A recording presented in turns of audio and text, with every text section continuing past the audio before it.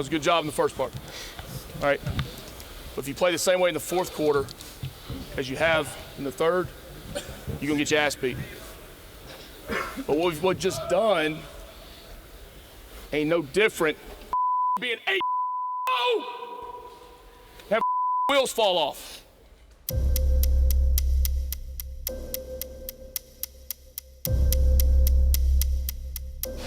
Bobby Dodd Stadium hosting one of its biggest games in recent memory for the 112-year-old venue as 16th-ranked Georgia Tech looks to clinch a spot in the ACC title game with a win over Pitt. The Pitt Panthers come in and try to spoil the greatest season in a long time for Georgia Tech. When you get to that point in the season where now you're 2/3 of the way through the season, you're a top 10 team, and you're a 99% shoe-in for the playoffs per ESPN analytics. That just shows you how much analytics, matters or doesn't matter. Stats are bullshit. This week's game is the play-in game to the play-in game to make the playoffs. Of course it is. Yeah. You lose this, you're out. Now fires into the end zone. Touchdown, Johnson. Heinzelhoff play action. Over the middle, it's caught. It's a touchdown.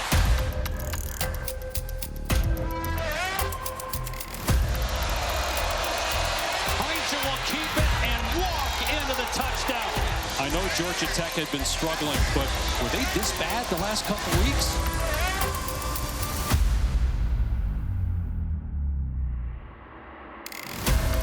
They've had all kinds of struggles, but it's been personified here tonight. He'll throw again on 3rd and goal, and his pass is intercepted. It's picked off by Lovelace. He might run it back. Lovelace is gone. What an incredible turnaround. A 100-yard pick six for the Panthers.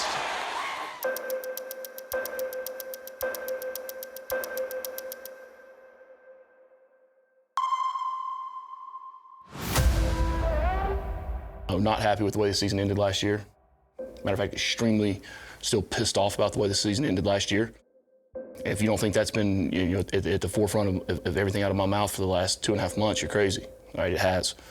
It has been in building the staff, has been building this roster, the way we're constructing the roster, and the way we're going about attacking every day to go be the best versions of ourselves each day. I know what I want this team's identity to be. I'll be damned if I sit out there and get and watch on 3rd and 1, all right, or 1st and goal on the 5, not be able to convert a first down or get the ball in the end zone, boys. We did not accomplish that, in my opinion, last season, and that is the mission for the 26 football season. I know what the plan has to be. I know the plan's right. We've shown improvement, but we're still not anywhere close to where we need to be and where I want to be. Let's talk about the elephant in the room. They could have very easily lost their last 5 games. There's more questions now. Brent swears he's got the answers. He knows what he's doing. But from the outside looking in, there's a lot more questions than answers now, it seems, at Georgia Tech.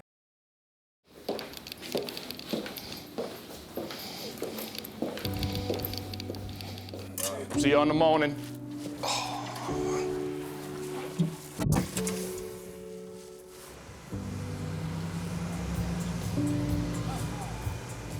Every time I freaking drive home, I drive the same way. When I was a GA, back in 2001, it's the way I came home, because I lived up in the Vinings. Like 25 years later, man, driving the same freaking route. Now I'm the freaking head coach. Cool, man. Cool. Let's go!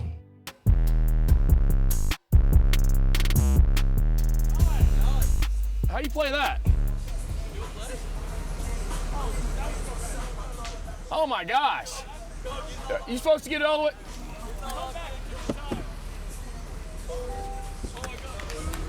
What do I gotta do? Throw it up and...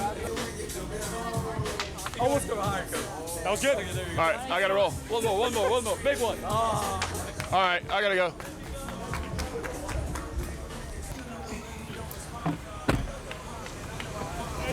We love you, coach. Man, I gotta hit it from here. Go, come on, X. You ain't giving it, let's go!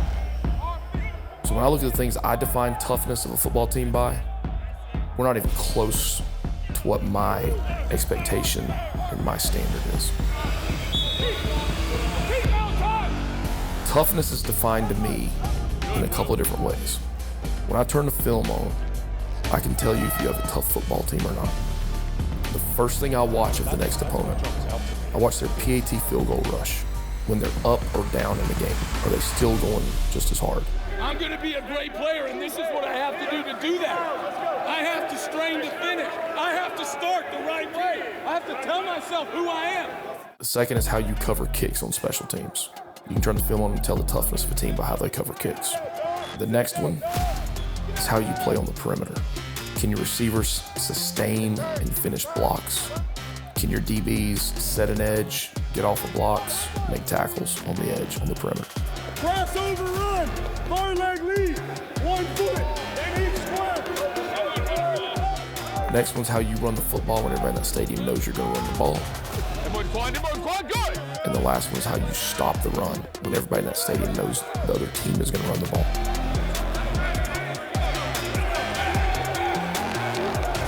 Keep the same energy, keep the same excitement, keep doing what you're supposed to do, but do it a little bit better. Everybody got me? Get it, got it.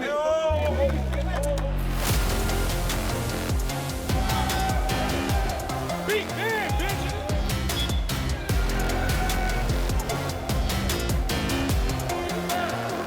That's it! That's it, to think! That's the difference in winning, man! That's the difference in good and great, dog! Good. Them young kids go a lot bigger.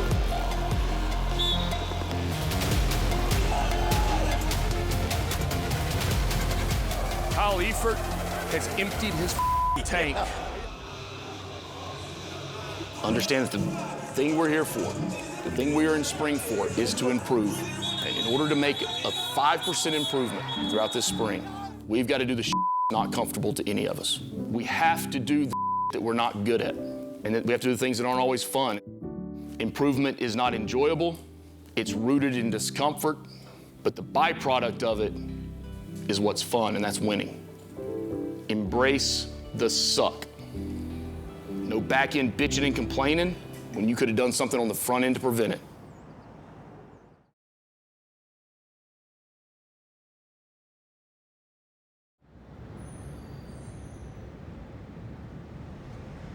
I don't know if you know this or knew this, but the O-line coach for the Texans was in town. He's our client, actually. Yeah, 2 days working ago. with Red yesterday. Yeah, yesterday. I watched them.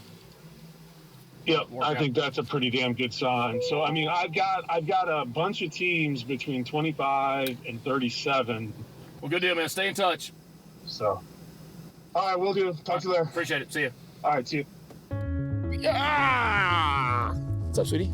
How are you? I love the feel and the thrill of tearing something down and then rebuilding it in a better version of what it was. I was a little kid, I'd build the biggest sandcastle on the beach and tear it down and then rebuild it. I've done it my whole life. Maybe it's an internal chase for perfection. Erector sets, racetracks, model trains, Legos, Lincoln logs. I've got 5 or 6 different sets of Legos all in one box. So I pick out the pieces that would go with what I wanted to build. So we had the best year we've had in 14, 15 years around here, and we hit a massive reset because it was time, because we have to be better. I think about what Coach O'Leary would say and what Coach Saban would say in different situations, and both those guys always had staff turnover. And I remember thinking back to Coach Saban, saying one time, you don't want to wait till a bad season to hit a reset. Right? You constantly want to be fresh with who you have in the building. You constantly want to have fresh ideas, new thoughts, new camaraderie, new blood, new life. So I had some decisions to make though, as far as staffing and who we put where, and you can see the direction I've gone with the staff. I've gone with experienced, a little more gray, but just grit ball coaches. You have the guys that can talk the talk and walk the walk and recruit and affect players and all that, but my play callers, ball coaches. Well, this guy is a college football coach now, going back to where it all started for him. He's the new offensive coordinator at Georgia Tech. He is George Gotze joining us. Goose, congratulations. Welcome back to town. Yeah, Nick, thanks, man. Good to be on with you guys. Me and George have been close friends for a long time. We work together, we live together.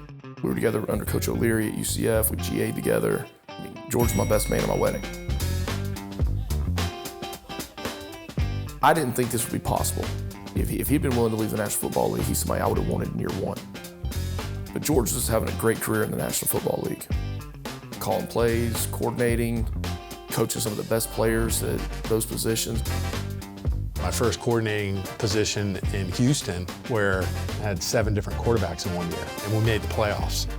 Coached defense for a year in Detroit, coached Matthew Stafford at quarterback, went down to Miami and coached the tight ends and coordinated down there with Tua, and then was at Baltimore for the last 4 years learning an offense with Lamar Jackson. So it started with Tom Brady and ended with Lamar Jackson. And finally, one night I said, George, are you interested in coming home? Yes. Boy, this changes things. Q0 tilt, oil. Q0 tilt, oil. On one. Get near the huddle, please. Brent had a plane ready for me and have been here in Atlanta since. We talked a lot about just the dynamics of college football nowadays, and it really emulates pro football. You know, each year is a new season. Guys did a hell of a job of bringing guys in here, and we're evaluating them. But we haven't worked together in 15 years now. A lot of things change in 15 years. College games change a lot in 15 years. We talk about ball, but is his philosophy really going to match my philosophy? When you talk offensive philosophy, for me, it's very complex. When Brent and I talked about, you know, how's this offense going to look, I said, well, let's see who the players are we get out of the portal. We've always talked about, just because we played, man, sure would be nice for every play to be the plays that I like. When now we're coaching, and those players may do something better, we got to build an offense around that. Let's go F in, dice left nasty, F in, dice left nasty. What do you think about this new offense that Goose has brought in? Most college kids have not been exposed to this true pro-style offense. They just haven't. College football right now probably utilizes 1 or 2 personnel groups. Okay, we're gonna have 7 to 8 different personnel groups, so that's where it starts. So really, the true pro-style offense starts under center, you build it from there. The run game, the run action game, the play action game. But it allows you the ability to now take that quarterback from under center and put him in the gun and still operate those same types of plays. We do it differently. You know, our schemes are different. Our process is really the same. We're chasing perfection. Good ball right there. That's it, that's it. Good rack right there. So 2022, so after 4 games, Jeff Collins gets fired as head football coach here, and I get named to interim. I leave the president's office after being told, walked straight into Jason Seymour's office. I said, look, I'm gonna ask you to do something that you're gonna look at me and say, I'm absolutely crazy. I want you to take over the special teams. And yes, I know this is the worst special teams in the entire country over the last 3 years.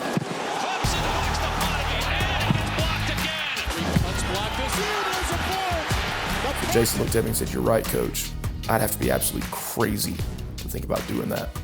But I stayed up all night last night, and I've got a 150-play cut up for you to watch with how I want to do punt. Bam! Didn't give up another block the rest of the year, played better on teams, consistent enough to go 500 down the stretch and go 4-4, and me get named the head football coach. Fast forward, hired Jason. He's gonna roll this donut at the C-gap area. You're gonna get downhill in the C-gap area. You're going to dead leg the f***ing donut. Make sense? Set, hit, climbing, good. The thing that stands out to me is the coachability of our guys. It's very unusual. Whoever gets the C-gap area first puller through has to do what to this? Eat out of it, because that's when I got here, these guys, they carry themselves in a way where they expect to be really good. It's like I inherited a group of dudes that expects to win. They're really tough and they're coachable as hell. So as I get to this point right here, if I have time and space and air, what do I want to do? I want a dead leg. If he's tied to the space, I have to eject his ass in crush technique. The cultural piece and the team piece that is very elusive in college football right now, especially with the transfer portal. I think there's this era about Georgia Tech where the guys that are in the building believe in that wholeheartedly, so the new dudes that come in, they step into that immediately because that's the way it is here. So from a communication standpoint, an influence standpoint, we have the capacity to have really good leadership on this football team. They just proved it. And they proved it when it was hard, when it was time to suffer. They were suffering well out there today during the curves. I've worked for some really good head coaches. I think the thing that really separates Coach Key is he understands how all three phases have to complement each other to win games. Especially in this business, we get caught up in the statistical side of the performance. The only issue with that is what you're doing from a schematic standpoint on one side of the ball might not be the best thing to win a specific ball game. You have to build a game plan and you have to structure a defense to complement what the offense is doing in order for them to have success. Now remember, your upper body is tied into your lower body movement, right? So I don't want to wind up my hips and my lower body, right? So I don't want to wind up my what? My hands, right? So for me, this is an opportunity to kind of piece it all together to be the defense that I want to be.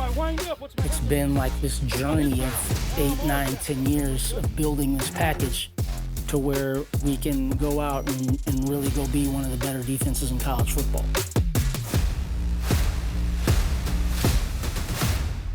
Well, when you look at positions of leadership, how many guys have had long-term sustained success as a leader, whether it's a CEO, a president of a company, an entrepreneur, a coach? How many have really had long-term success that everyone says, man, I love it being with that guy. I love being around him all the time. Because those guys usually last about 3 years. I mean, I know I've worked and played for some absolute motherfuckers, and I know everybody in here has. I can say what I want about George O'Leary, but I respect him. He can tell you the truth. It all comes back to this thing of telling the truth. I think that's the #1 quality to bring a staff together. When you look at the 5 dysfunctions of a team, conflict is the one that I believe is the most needed in any organization. Read the script! To be able to sit in a room, 2 men that are alpha personalities with different opinions, to go at it for 30 minutes, 45 minutes, whatever it takes, to walk out of that room on the same page, though, and respecting each other. That's some of the greatest staffs I've been on, some of the greatest teams I've been on. But to tell the truth is what's important. If we can be an organization that leans on this quality of telling the truth, I think we go a long way, guys.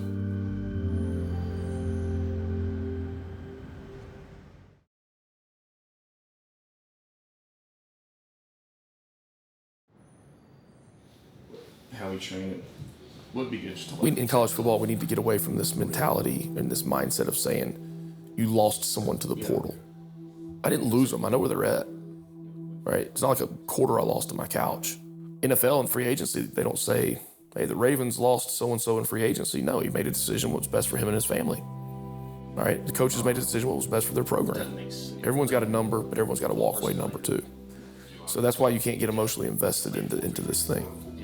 You have to do it from a standpoint of improvement and what's best for the organization. Sometimes guys asking for X amount of dollars or whatnot, or an agent is, but you know what? I might be able to get 3 for 1. I might be able to get 2 for 1. I might be able to get 4 for 2. Whatever how it goes. I look at numbers. I look at statistical output. I look at injuries. Time loss. I look at black and white data. I'm data driven when it comes to that. I'm not emotionally attached. 3rd and 1, 1st and goal to 5. The hardest thing to do really in life, right, is to tell the truth. Because when a kid comes in and sits in your office, it's real easy to say, oh, well, just keep working, you're doing a good job.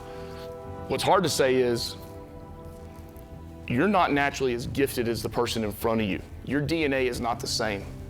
They're flat out better. It's much better to be respected than it is to be liked.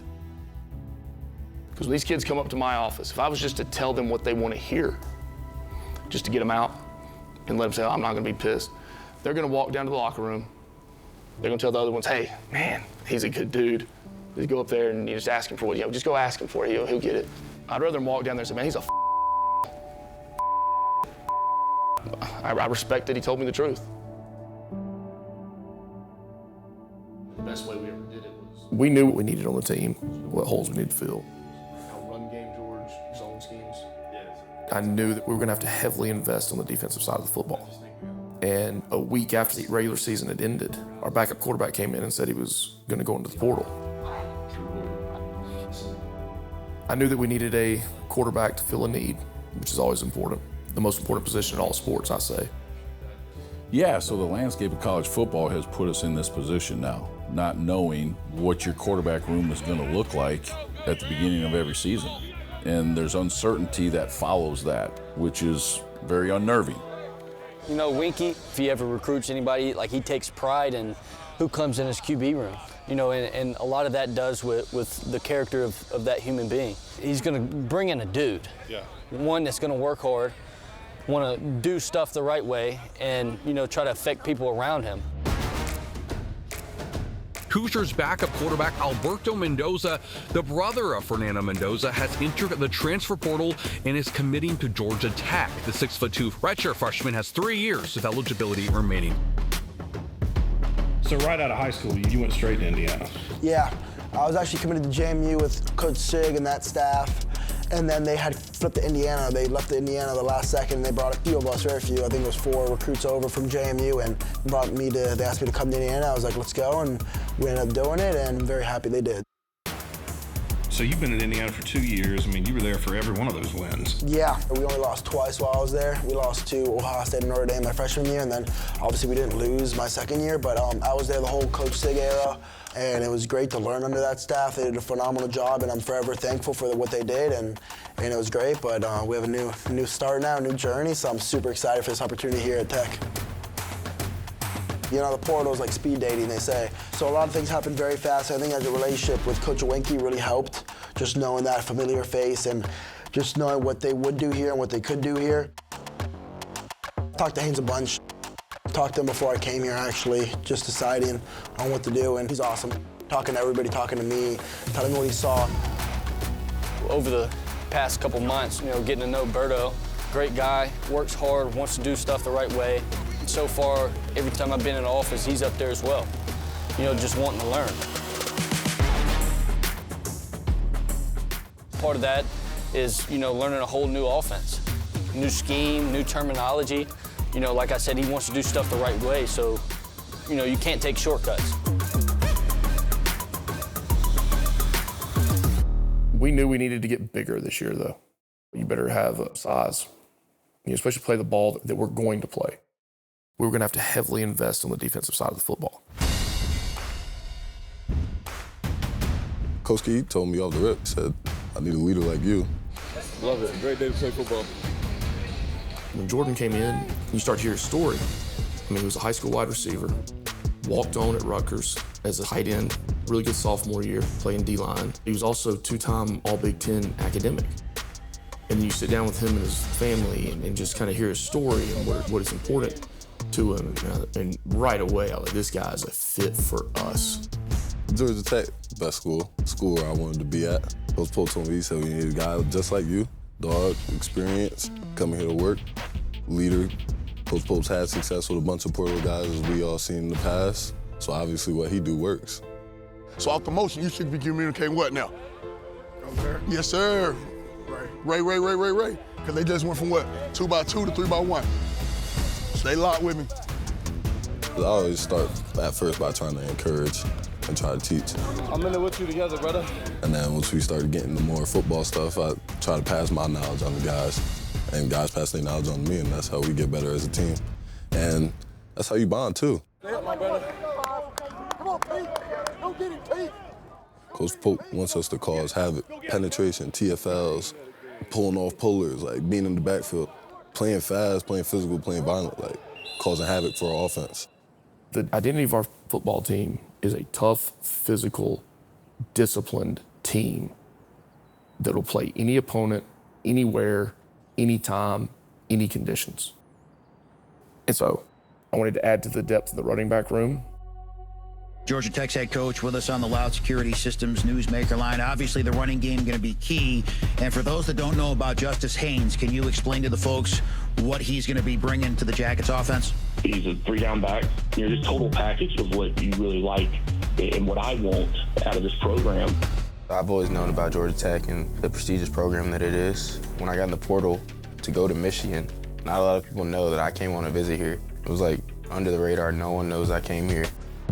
And the place was special. I knew it was special last year when I came on a visit here, so I knew what this place was about.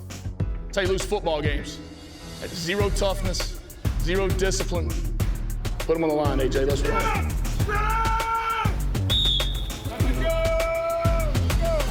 We have a standard in this room, and it's not just about being like the best room on this team, it's about being the best room in the country, period. And we pride ourselves on that. We pride ourselves on being able to do everything. We gotta go catch the ball in the backfield, we gotta go catch the ball in the backfield, we gotta run the ball, we gotta block, we gotta do whatever we gotta do. We gotta figure out a way how to lead this team to where we're trying to go.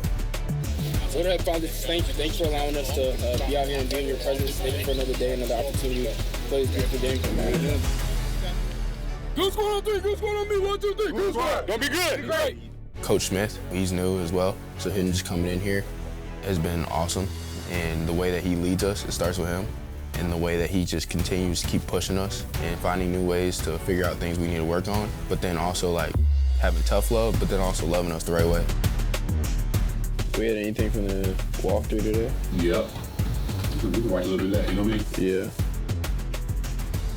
You gotta be greedy. Yeah, you gotta be greedy right here. And you see Noah out there. I was like, Noah's gonna set the edge. Boom. You already ran 15 before you get touched. That's about good as it gets. I always like to say, like, if you can be prepared for the test before the test happens, you won't ace the test. So why would I not be prepared for football? It's a test every time I step on that field. Who taught you that? Just being around my dad. Your dad? To be honest. Yeah? Yeah, just growing up around my dad. This running back room is as deep as I've been around. This group is talented. They complement each other well. They push each other. They compete with each other. And last year, Malachi was a great get for us. Malachi's from Columbus, went to Penn, was not really recruited heavily. Made the decision to come here and really finish the season strong. And I think he's going to be an even better version of himself this year. I think he's got a chance to play this game a long time. I feel like we got a chance to be pretty good. We did. We're going to shock a lot of people who think we're rebuilding.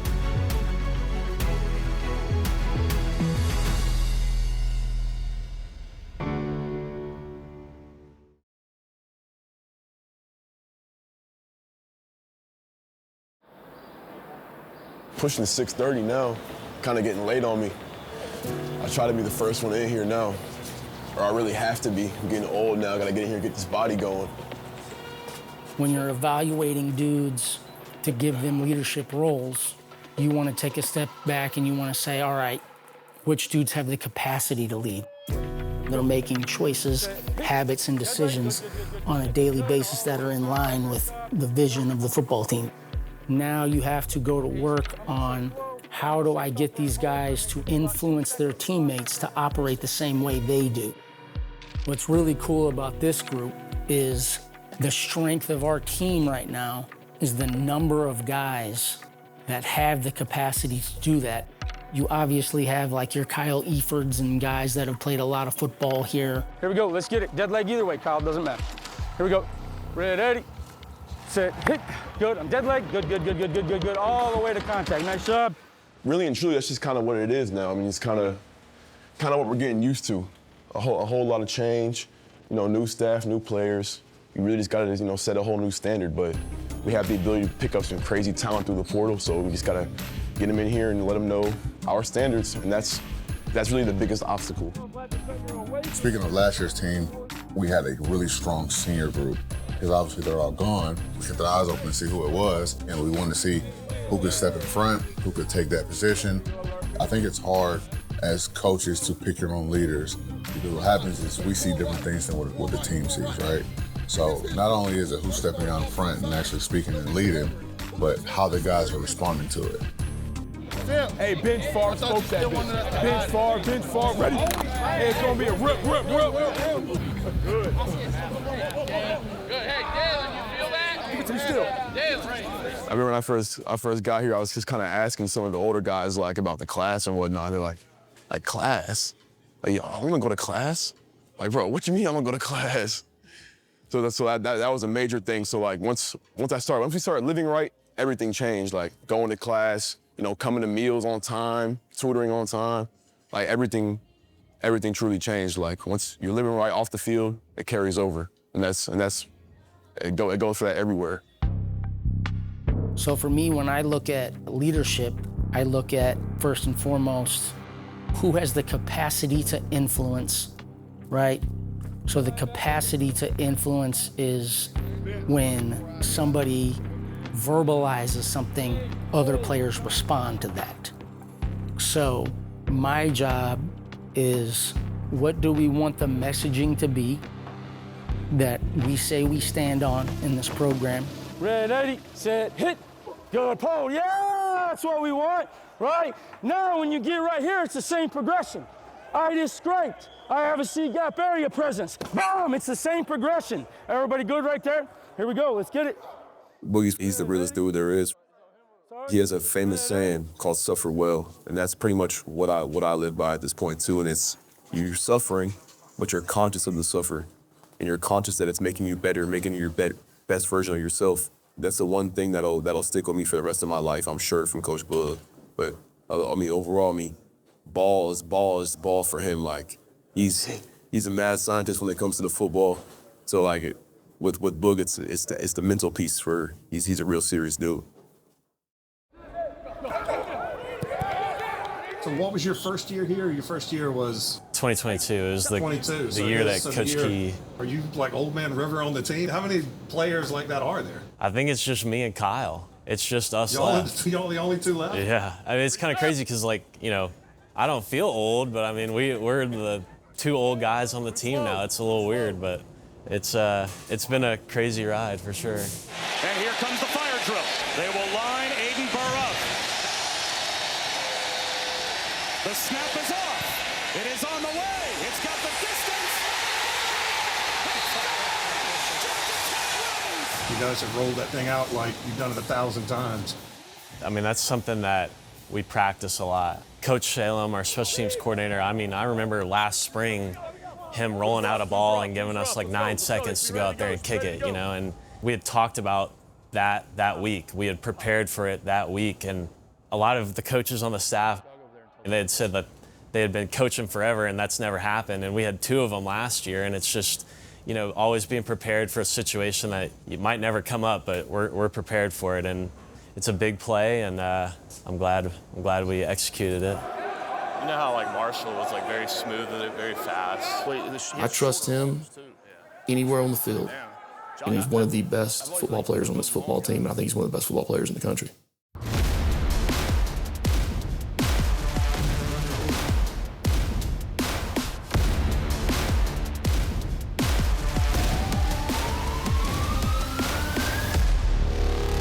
What's the expectation for Brent Key? Do you feel like he's got this program on the right trajectory, or is this a really important year to where they're going? Bring it up.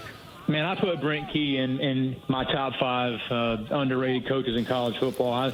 I think he's a guy that can certainly win an ACC title. See who loves football, man. See who loves it. That right there told me a lot of things. Where's Trey? Every day you continue to impress, man. Being asked to do a lot of different things. And you're doing it fast, you're doing it physical. I don't know if you've had a mental error, and we got guys that can't even get a line to play in one position. He played 4. You've had some adversity in your past, haven't you? Yeah, that's the past, that's what it is. Taking full advantage of it right now, man. I'm proud as hell of you. Yeah, that was quite the speech Coach gave it. Yeah, it's just good to see that people are noticing all the work that I'm putting in, and I deserve to be on the field. Trey Maddox had 2 ACLs, had one in high school, came in, had another ACL when he got here. Just had a lot of things he's had to overcome. And then now the challenge is the mental part to overcome. And he's playing as good as anybody on the football team right now. What is this? Them things be crazy.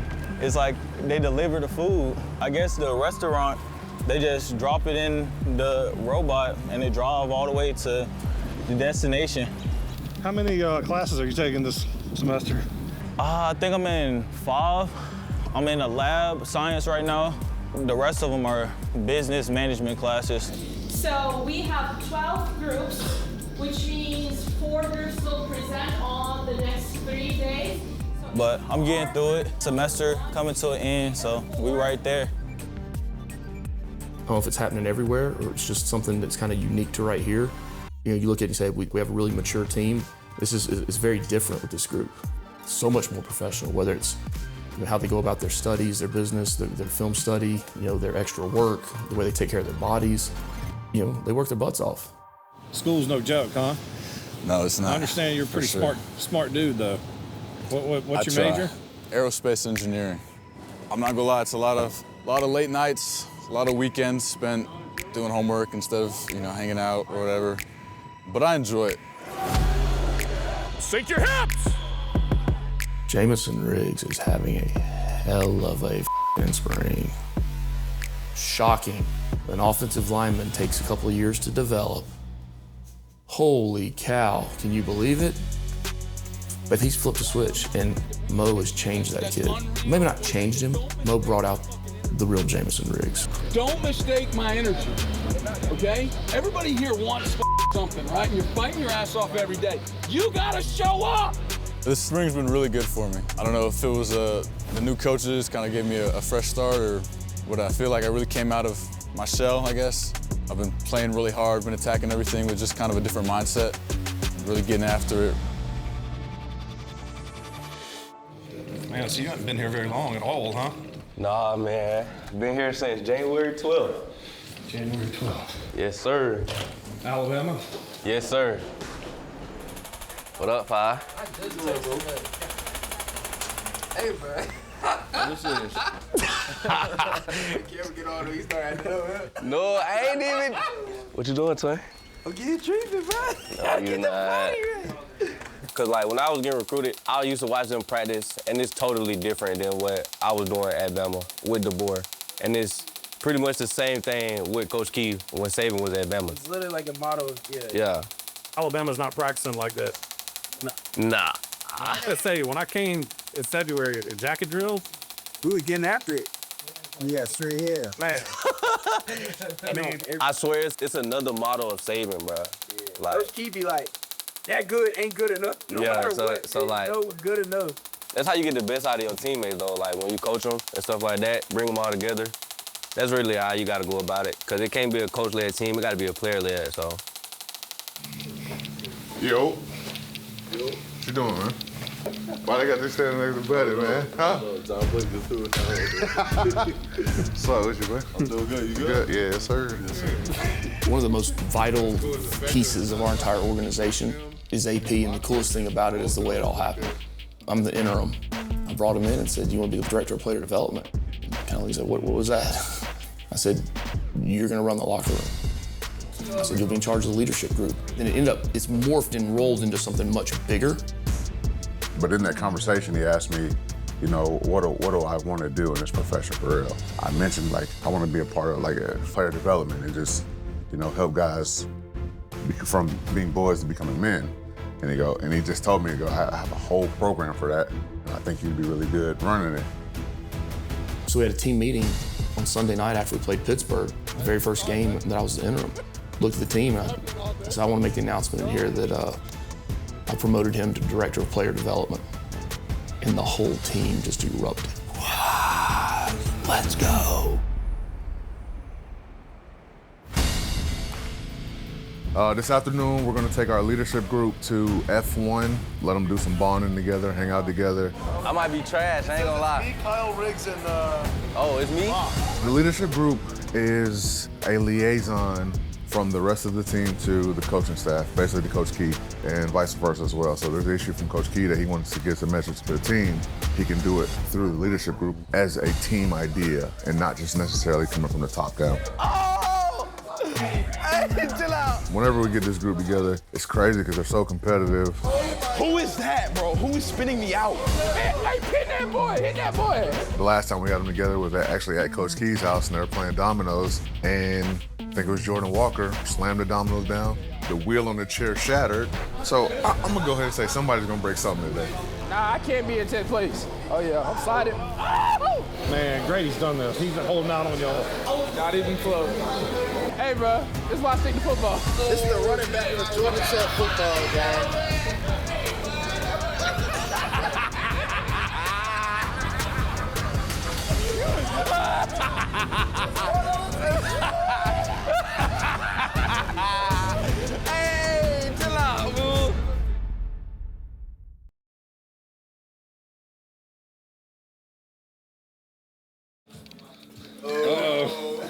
Let's go. What we doing, man? What are we doing? We're about to go wake everybody on campus up. We're gonna hit the frat houses and go bang on doors and yell and make loud noises and get everybody up so they can come to the spring games. Let's get it. Hey, I need air horn. I need a couple air horns. 2 air horns. Air horns. Yeah. Is it full? You wore your special watch to go harass the kids. Bling, bling. Bling, bling, bling, bling.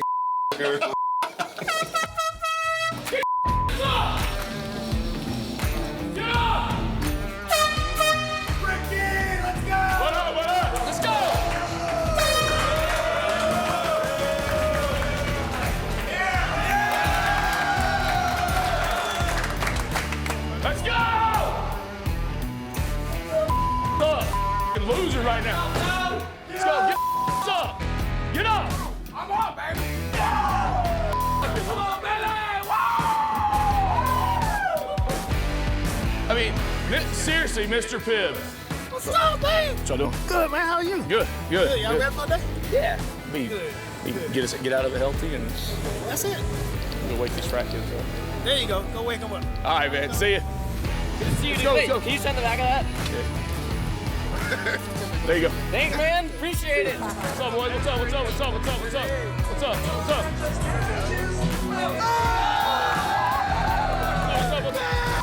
Watch that. I like that. Good stash. What's up, guys? What's up? What's up? Say what's up to ESPN. What's up, ESPN? Yeah, man. 3, 2, 1.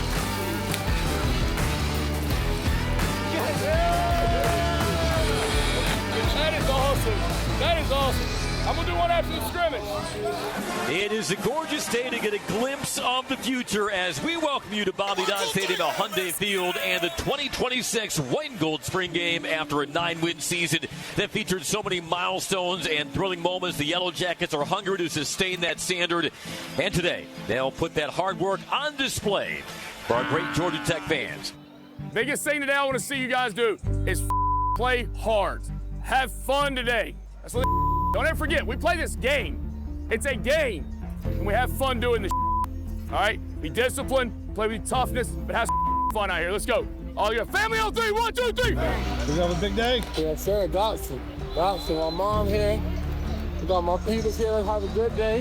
Hey, that's our first one together, man. Yes, sir. All right, let's have some fun. So out comes Alberto Mendoza, the Indiana transfer, 6'2", 210-pound redshirt sophomore. He deploys the slot to his right, a pistol behind him, pumps, fires right. It is caught at the 18-yard line, turning upfield to the 10. Alexander, the standing tail, he gets the call up the gut, and he rumbles into the end zone. And the first score of this White and Gold Spring Game, 4th and 3. Mendoza short drop throws the out, caught at the 19 by Roche. Boy, Kevin.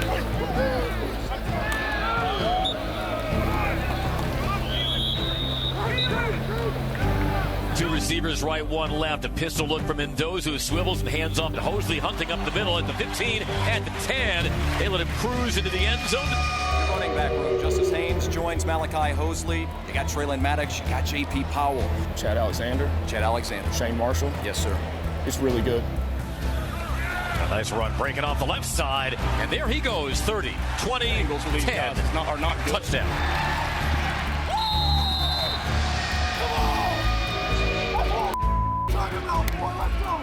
Tuck behind Mendoza in the pistol. Receivers tight to the formation. It's a toss sweep. Now flip back to Mendoza. He wants to cock and throw. Down the middle. It's caught by Allen at the 20-yard line. There's some razzle-dazzle. Mendoza throws down the right sideline. Leaping catch at the goal line and in for the touchdown. Adamson turns right, throws right, completes to Javen Plummer, the Cal transfer. Far numbers at the 50. I like when the big boys get their turn to tote the rock, Andrew. This man just tried to play running back. Don't ever let him tell you he's a running back ever again. Well, when you get the ball and I'm in his face, ain't shit you can do. Opening minute of our fourth quarter, and Grady Adamson has his first passing touchdown of the spring game. Scanning, firing over the middle for Roche, makes the one-handed catch at the 5. before he's brought down.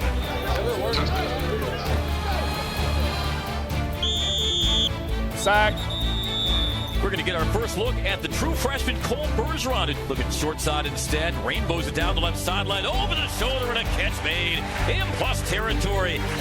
And they'll just let the final seconds burn off the clock and bring this white and gold spring game to a close. All right, bring it in. Take a knee. All right, hey, guys, good job. The next 3 months until we start training camp are the time we come together and become the tightest team in the entire country. I'm not bullshitting you right now. We have a chance to be a great football team, guys. Bring it up in here tight. Where's Kevin at? Where's Kevin Roach at? Where's Kevin? Kevin, get in here. Get a break, Kev. All right, here we go. Good job.